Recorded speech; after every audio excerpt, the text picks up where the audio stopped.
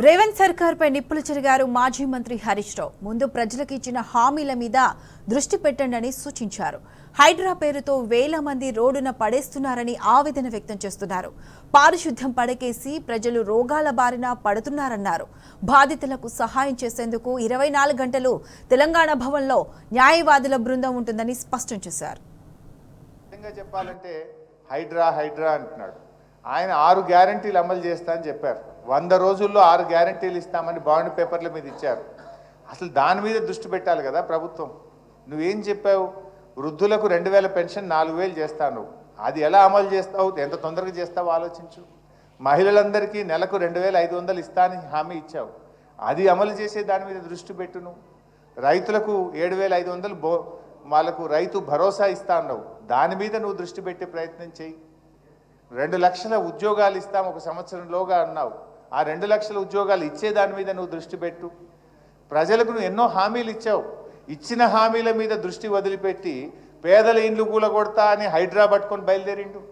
నువ్వు చేయాల్సిన పని ఏంది? నువ్వు ప్రజలకు ఎన్నో హామీలు ఇచ్చావు. నువ్వు 100 రోజుల్లో చేస్తా అన్నావు. మొదటి రోజే సంతకం పెడతా అన్నావు. అవి మరిపించడానికి పొద్దున్న లేచి టీవీ పెడదామంటే కూలగొట్టుడే కనబడుతుంది. ఇంకేమన్నా కనబడుతుందా?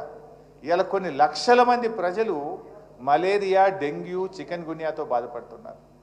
అసలు పారిశుద్ధ్యం పడకేసింది రాష్ట్రంలో. చెత్త చెదారం ఎత్తక గ్రామాల్లో, పట్టణాల్లో మురికి కూపాలైపోయి ప్రజలు రోగాల బారిన పడుతుంటే దాని గురించి పట్టించుకునే టైం రేవంత్ రెడ్డికి లేదట. ప్రజలు ఎంత బాధపడుతున్నారు? అది ఇడిచిపెట్టి కూలగొడతా అని తిరుగుతాడు. ఒక ముఖ్యమంత్రిగా ప్రజల ఆరోగ్యం మీద దృష్టి పెట్టు, పారిశుద్ధ్యం మీద దృష్టి పెట్టు. ఇలా హాస్టళ్లలో పిల్లలు పోతే ఎస్సీ, ఎస్టీ, బీసీ హాస్టల్లో అన్నం పెడతలేరు. పురుగులు అన్నం పెడితే పిల్లలు రోడ్ల మీదకి వస్తున్నారు. చదువులు దెబ్బతింటున్నాయి. పిల్లల భవిష్యత్తు దెబ్బతింటున్నది. ఆ ఎస్సీ, ఎస్టీ, బీసీ పిల్లల గురించి ఆలోచించడానికి ఈయనకు టైం లేనట్టుంది. కానీ ఈయన అనవసరంగా కూలగొట్టే దాని మీద పెడతా ఉన్నాడు. అంటే పేదల ఇండ్లు కూలగొడతారట, కానీ ఈ మూసీ మీద పెద్ద పెద్ద రియల్ ఎస్టేట్ భవనాలకు పర్మిషన్లు ఇస్తారట. అంటే ఈ పేదలను కూలగొట్టుడు ఎందుకు? బడా కంపెనీలకు నువ్వు ఇచ్చుడు ఎందుకు? అంటే పేదల ప్రాణాలు తీసి నువ్వు కంపెనీలు కడతావా? నువ్వు రియల్ ఎస్టేట్ వ్యాపారం చేస్తావా?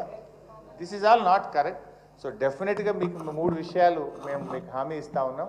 మా లీగల్ సెల్ ఇప్పుడు నేను మైక్ ఇస్తాను, కళ్యాణ్ గారు ఫోన్ నెంబర్ చెప్తారు, ఇక్కడ ఉంటారు. రౌండ్ ద క్లాక్ 24 గంటలు న్యాయవాదుల బృందం తెలంగాణ భవన్లో ఉంటుంది. మీకు ఎందుకంటే ఒక్కొక్కరుగా మీరు వెళ్ళి కేసులు వేయాలంటే వేయలేరు, మీకు అనుభవం తక్కువ ఉంటుంది. తప్పకుండా న్యాయపరంగా హైకోర్టు నుంచి రక్షణ కల్పించడానికి మా న్యాయవాదుల బృందం మీకు పూర్తిగా సహకరిస్తుంది. ఇక్కడే భవన్లోనే ఉంటారు. మీరు ఎవరైనా రావచ్చు, కలవచ్చు, మీరు పేపర్స్ ఇవ్వండి. మేమే మీ తరఫున న్యాయ పోరాటం చేసి మీకు రక్షణ కవచంగా మేము నిలబడతాం. మా శాసనసభ్యుల బృందం కూడా మీ దగ్గరకు వస్తాం. వచ్చి విజిట్ చేసి మీకు భరోసా కల్పించి ప్రభుత్వం మీద ఒత్తిడి పెంచేటువంటి ప్రయత్నం కూడా చేస్తాం. బతుకుదెరువు నువ్వు కూడా నడవాలి కదా. నువ్వు ఎక్కడో ఇల్లు తీసి పడేస్తా 30 కిలోమీటర్ల దూరం ఇల్లు ఇస్తా అంటే ఆయన బతికేలా నడవాలి. అక్కడ పని దొరుకుతుందా? అక్కడ ఉపాధి దొరుకుతుందా? అక్కడ కొత్తగా ఉద్యోగం దొరుకుతుందా? ప్రాక్టికల్గా అది ఎలా సాధ్యమవుతుంది? ఇవన్నీ కూడా ప్రభుత్వం ఆలోచించాల్సిన అవసరం ఉంది. ప్రతి మనిషి కూడా తన జీవిత లక్ష్యంలో ఎన్నో కలలు కానీ ఒక్కొక్క రూపాయి ఖర్చు పెట్టి కాపాడుకొని కష్టపడి తన జీవితాన్ని నిర్మించుకుంటారు. ఈయన తుగ్లక్ చర్యల వల్ల ఒకే రోజు కొన్ని వేల జీవితాలను కుప్పగూల్చే విధంగా వ్యవహరిస్తూ ఉన్నాడు. డెఫినెట్గా మేము మీతో ఉంటాం, భయపడొద్దు. మీరు ఫోన్ చేస్తే కూడా మేము వచ్చి మీకు అండగా తప్పకుండా నిలబడతాం. ఎట్టి పరిస్థితుల్లో మీకు ఇబ్బంది రాకుండా చూసుకుంటాం. మీరు ధైర్యాన్ని కోల్పోవద్దు. దయచేసి ఎవరు కూడా తొందరపడి ఎక్కువ టెన్షన్ తీసుకుంటే స్ట్రెస్కు లోనై ఇబ్బందులు జరుగుతాయి. మీరు ఎక్కువ టెన్షన్ కూడా తీసుకోవద్దు. We're all with you.